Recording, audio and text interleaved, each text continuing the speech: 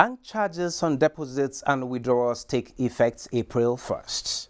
Hope for northern industries as new gas pipeline comes on soon. Nigerian Senate approves President Buhari's 22.7 billion naira loan request. This is Business Express reaching you from Africa's largest TV network, the NTA. I am Benny Adams, your guide.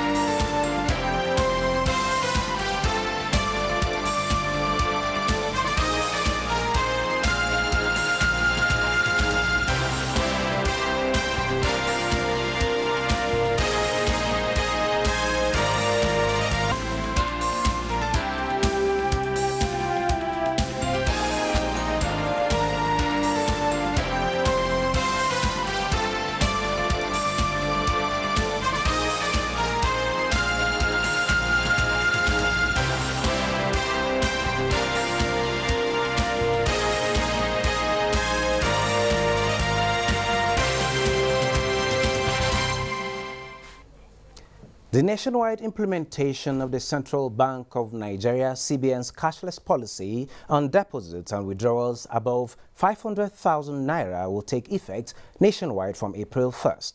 This was made known in an electronic mail sent by commercial banks to their customers. The message indicated that there will be 3% processing fees for withdrawals and 2% processing fees for lodgements of amounts above 500,000 naira for individual accounts. For corporate accounts, the bank said it would charge 5% processing fees for withdrawals and 3% processing fee for lodgements of amounts above 3 million naira. The House of Representatives says it has begun investigation into the $30 billion annual revenue leakages arising from various malpractices in foreign exchange allocations to companies from sources such as the Central Bank of Nigeria, CBN, Autonomous Interbank, Domiciliary, and other counter-purchases. The move followed the adoption of a motion of urgent national importance by James Falike during Thursday's plenary. Many other companies, of course, even take forex without importing any goods at all.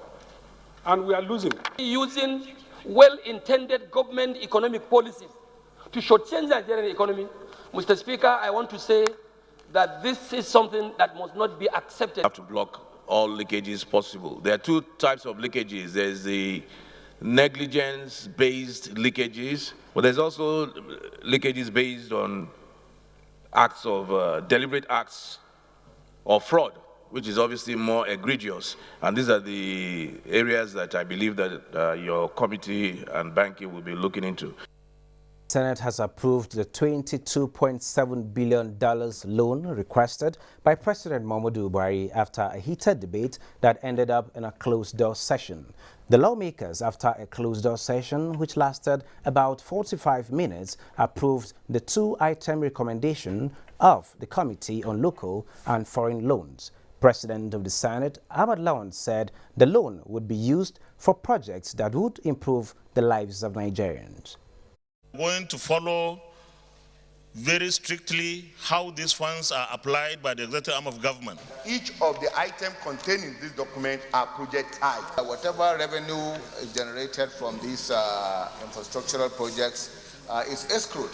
How much is the naira exchanging for other international currencies? Let's find out.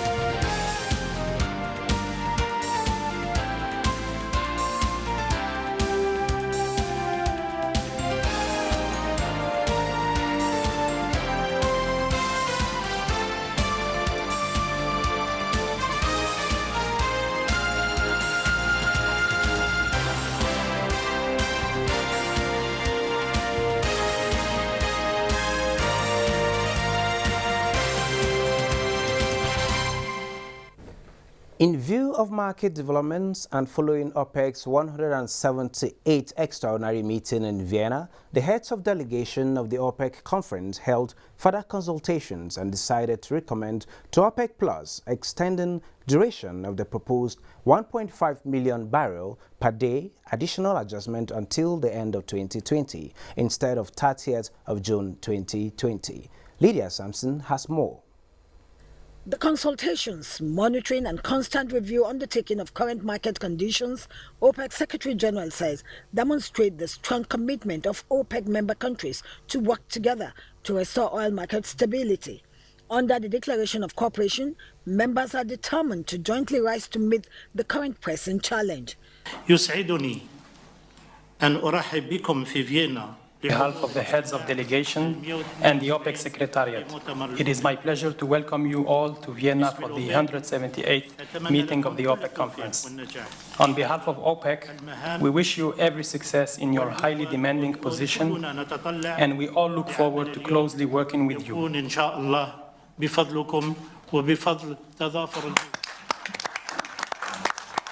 Member countries reaffirmed their continued focus on fundamentals for a stable and balanced oil market in the interest of producers, consumers and the global economy.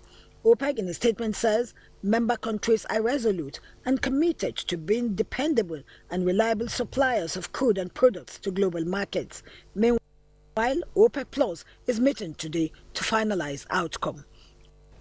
To discuss the shrinking oil receipts triggered by global effects of the coronavirus epidemic and matters arising from the ongoing OPEC meeting in Vienna is an oil and gas expert and also a former staff of the NNPC, Ishaku Abdul Awate. Good to have you on Business Express. Thank you for having me. Okay. The Minister of Finance, Budget and National Planning, Zainab Ahmed, on Wednesday specifically said the federal government intends to review Nigeria's 2020 budget in the light of shrinking oil receipts being experienced today, which is triggered by the effects of the coronavirus epidemic. What is your take on this development? Certainly, it's a step in the right direction. She's only reacting to exact market fundamentals. And to do that, it means we have to adjust to market reality, to adjust to the fact that our receipts from the oil sales would be lower than projected earlier. If we had done a budget of about $57 per barrel, now it is hovering around $47 to $50 a barrel. We certainly have experienced a shortfall of minimum of 15%. In fact, within the quarter, the fall has been up to about between 15 to 30%. Certainly, it calls for reaction by our government. It is a responsible government, and they will have to adjust as such.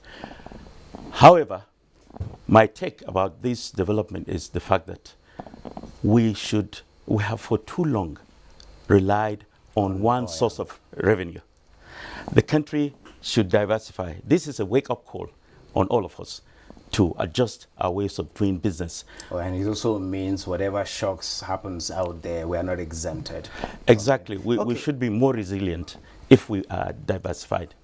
Okay, in an extraordinary meeting, OPEC just last night pushed for crude output cut by an extra 1.5 million barrels per day in total until the end of 2020, pending ratification by the OPEC Plus this Friday, talking about today. Do you think this will help absorb the shocks and stabilize the market as it should, vis-a-vis your talk about diversification? Yes, it will reduce the shocking effect of fall in revenue for the OPEC countries. But you can never be sure the extent to which the coronavirus is going to go. Whilst it's not yet a global pandemic, it is likely going to do a lot of harm to the whole global economy. Indeed, it has spelled out to us how interdependent the economies of the world are. This disease started out in China, and now it has affected the whole world in one way or the other.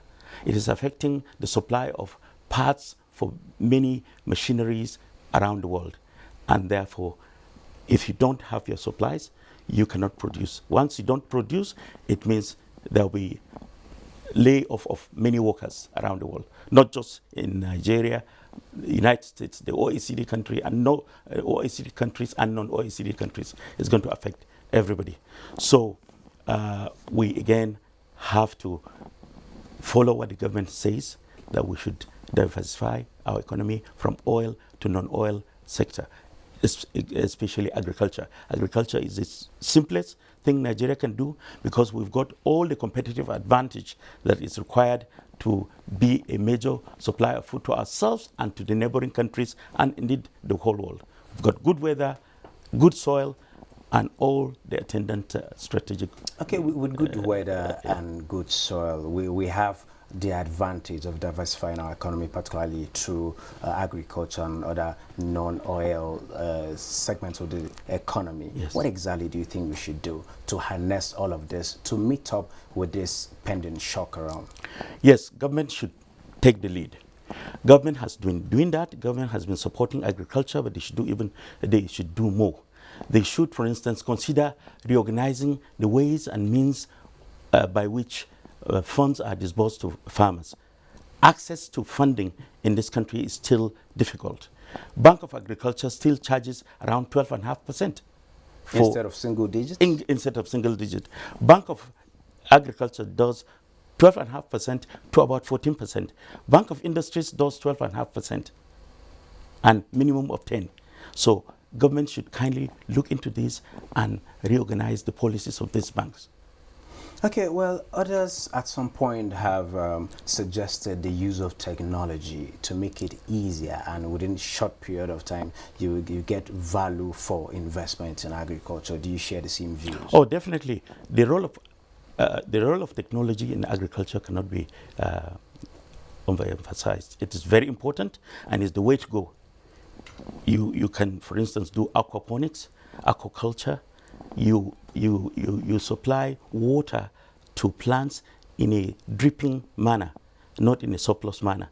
You supply the exact quantity of water that's required. Yeah, it's talking about drip irrigation. Drip irrigation. Okay, on looking inwards, Yeah. particularly to derive maximum benefit from the oil and gas, as well as other sources of revenue to address these national priorities, particularly infrastructure. What do you think we can also do more?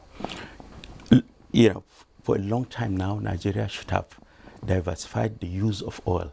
We shouldn't have relied on selling crude oil. We should have by now been doing, we should have had refineries and petrochemical plants, whereby we would have derived hundreds of products from this commodity that was so freely given to us by nature, by God. Once we do that, once we diversify, for instance, are you not surprised that the whole of West Africa is not yet complaining that Nigerian petroleum products are dominating the market? It's not even the case. Nigeria even supplements some of its petroleum product supply from Cote d'Ivoire. Cote d'Ivoire has only 68,000 barrels per day. Nigeria has got 445,000 barrels per day, which is underutilized. In the past 20 years, you would hardly give these 4 refineries an average of 30 to 45% capacity utilization. That is a shame. Wow. Thank God the Dangote refinery is going to come on stream. That would help redress the issue. It will help remove the stigma of being a major oil producer in the region, yet a major importer of refined petroleum products. And I also see the present management of the NNPC also doing that, going around. The GMD Melikari was recently in Kaduna, seeing how does this other aspect of the petrochemical aspect of processing will be harnessed to bring out all those derivatives for national growth. I wish him the best. I know him very well. He's a very hardworking, very brilliant gentleman. But we should have woken up to this responsibility 20 years ago. Thank you very much, Ishaku Abdul Awate. It's better late than never. It's good having you on. Thank you very much. Thank you for having me. Well, moving on. Gold set for biggest weekly gain since 2016 as fears mount over coronavirus impact.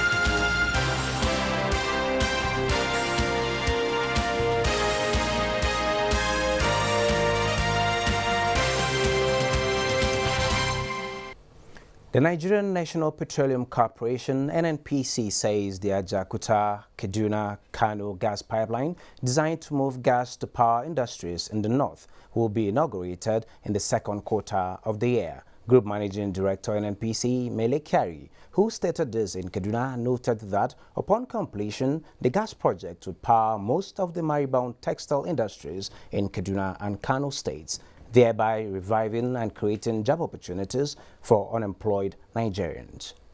NNPC says its 3 national refineries undergoing rehabilitation recorded 12.6 billion naira operational expenses last November. NNPC, in its monthly financial and operational report for November 2019, said the combined value output by the refineries for the month amounted to 0.04 billion naira. To aviation, the outbreak of the novel coronavirus has continued to affect the global economy, including another critical sector. So affected is the travel industry. According to Global Business Travel Association, the tourism business faces a growing threat, and the virus could cost the industry about $47 billion per month. Airlines and package tour operators have painted an equally gloomy picture, with the International Air Transport Association (IATA) predicting almost $30 billion in lost flight sales. A poll by the Global Business Travel Association found that the virus could potentially cost the industry $559.7 billion annually, which would amount to 37% of the industry's total 2020 forecasted global spend. A 13-year-old entrepreneur from Kaduna State, Kamila Ahmed, becomes the first beneficiary of a business initiative launched by the Abuja Chamber of Commerce and Industry to help entrepreneurs develop their full potential. The report. Kamila Ahmed, a 13-year-old JS3 student, is the star of the moment. Call her a child of fortune and you won't be wrong. She has in her kitty talent, skills and ingenuity expressed in a mixture of healthy tea, juice and spices of different flavors, from cinnamon, cloves and ginger to beetroot, turmeric and locust bean, with the flagship product as Kamila Zobo. The unveiling of the teens products by key players in the country's business circle signals the beginning of the discovery of more young entrepreneurs. The way forward for Nigeria is entrepreneurship. Skills. Our young must have skills and they must aspire. Ayo Adewi, the Deputy Director News of the NTA, wears 2 caps today. One for the Minister of Information and Culture, Lai Mohammed, and the other for the DG of the NTA. Promised to support and follow up progress of young entrepreneurs like Kamila Ahmed to success. I would like to, on behalf of the Minister of Information and Culture, congratulate you, commend you for your industry, commend you for your perseverance, commend you for your commitment. Indeed, you are the future. Kamila, Well, I have the young entrepreneur Kamila Ahmed live in the studio. Kamila, you are welcome to Business Express. Thank you. At a time where trade exports are being hampered by the coronavirus, economies are compelled to look inwards. How do you feel being 13 years old and you're in JSS3? How do you feel being a CEO and owner, the owner of a company? Well, I feel, even though I'm young, I feel happy, and I want everyone to know that it doesn't matter the age, but what matters is that we should have a lot of products to give out to Nigerians who are in need. So with all that is happening, coronavirus here and there, and we are advised to look inwards to produce, do you see this as an opportunity for you to produce more and take your products out of this country? Yes. So how are you planning to do that? By manufacturing more zobo and more spices, so that when we export them, we get more money instead of sending money outside, and sometimes we don't get the money and the income we're supposed to acquire. Okay, tell me about your products and the highest amount of money you've made. Well, the products are, the main Zopo products are 7 in number, and they have different benefits to human body. Well, are they healthy? Is it just about the Zobo? Do you have spices? I can see a lot of them. Can you mention some of these products and the flavors? We have Zopo and beetroot, we have pure Zopo, we have cloves and ginger, and we have cinnamon, cloves and ginger, we have turmeric, and so on. Who is your mentor? My mom. Your mom is your mentor? Yes. And she's helping you through the process? Yes. Wow. Well, Camilla, it's a pleasure having you. We wish you the very best. As you're starting young, you'll grow bigger. Thank you. Well, moving on. Japan stocks fall more than 3%, leading losses in Asia in a week of market gyrations. Market concerns over the coronavirus outbreak has continued to affect equities. For 6th March, stocks in Asia dropped as instability continued to grip the markets amid investors' anxieties over the virus outbreak. Nikkei dropped 2.72% to close at 20,749.15.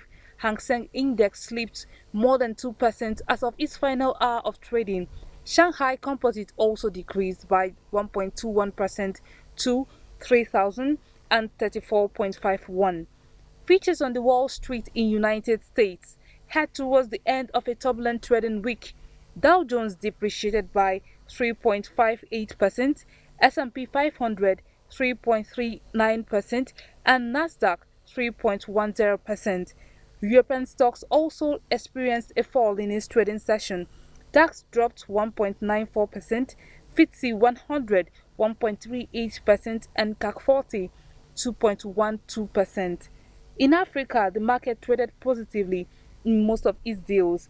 On the positive were Nairobi's all-share at 1.25%, Namibia's overall index 0.30%, Ghana's JIC composite 0.57%, and Tunisia's Tune index 0.10%, while South Africa's JIC top 40 was negative at 1.65%. On the capital markets, the BS wrap up business transactions on the floor of the Nigerian Stock Exchange for the 6th of March, with the all-share index shading 0.55% to close 26,279.61 basis points, with market capitalization at 13.6 trillion naira. 4,602 deals of 361.1 million shares valued at 4.2 billion naira exchanged hands on the floor of the exchange. The top trades were led by Zenith Bank, Guarantee, and UBA. Mobile, Boa Cement, and Red Star Express, while Zenith Bank, Stanbic, and Eco Transnation INC led the decliners. This is where we end this episode of the program. Don't forget you can access all previous episodes on YouTube, and you can also communicate with us on Twitter, and the handle is at NTA News Now. The hashtag is #BizX. We value your feedback. Do join us again on Monday for another package. I and Camilla here are saying have a wonderful weekend till Monday for another fresh edition. Say bye-bye to them.